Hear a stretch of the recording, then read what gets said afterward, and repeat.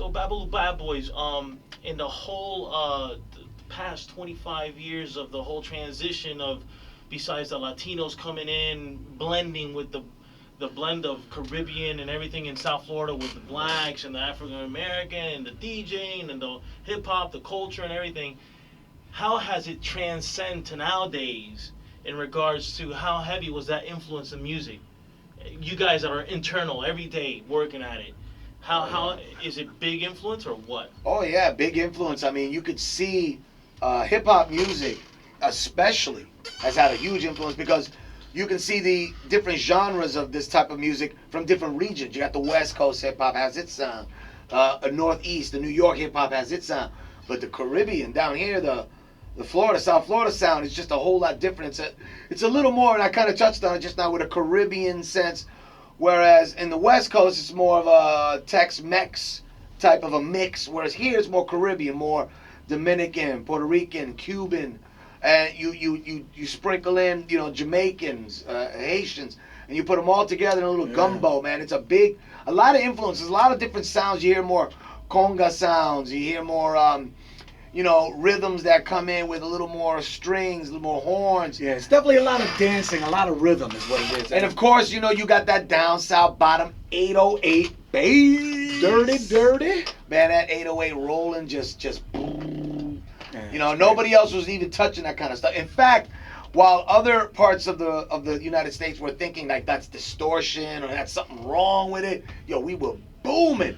And what happened is, in all these other regions, you got these cars that come by with huge systems, and when they hear that bass drop, they were like, "Yo, what is that? What is that?" That's another thing that's influenced. Huge started influence. The bass systems in the cars. Yeah, people wanted to rock out in their cars. Exactly, and the basic stock sound system, just you won't even hear it. The louder, the deeper, the wider basses just rattling the neighborhood. Yeah, man. Believe it or not, it's ego. It's conceit. I want people down the block to hear my car and look at me.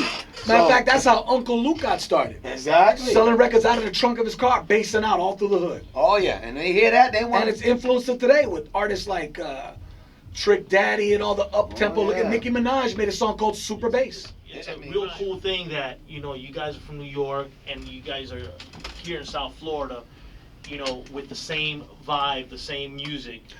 We've been real fortunate in the fact that we're on radio, yes, but this wasn't a profession that we chose. Right. This was just something that we fell into.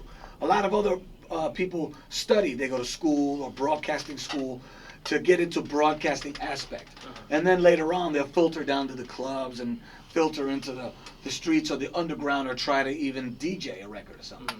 Where we're the opposites. We came from the streets, breaking music, always looking for the fresh new thing, listening to different sounds. Yes, but please, everybody, go to broadcasting school or trade school now because what we did won't work now. All right? And basically married or went into the broadcasting aspect, but we never even wanted to.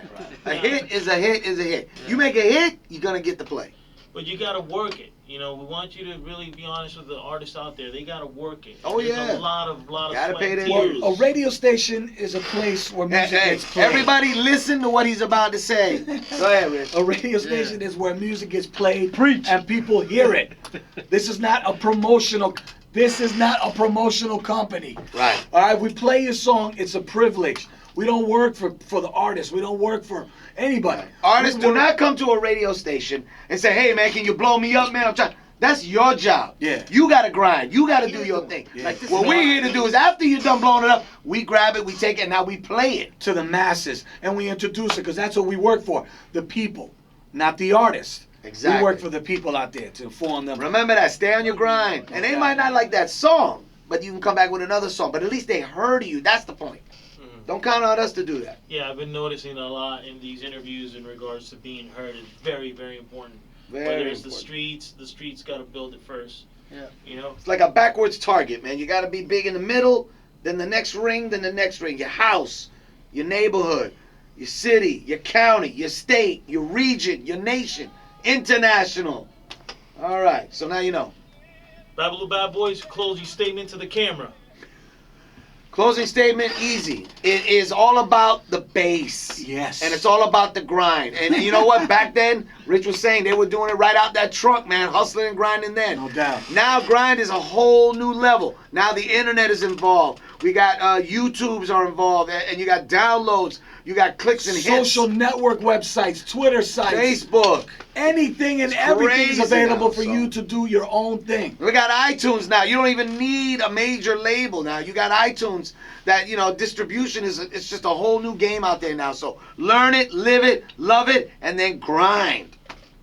Don't forget, baby. MIA, Babalu. The bass that ate Miami. Cut it up, Def.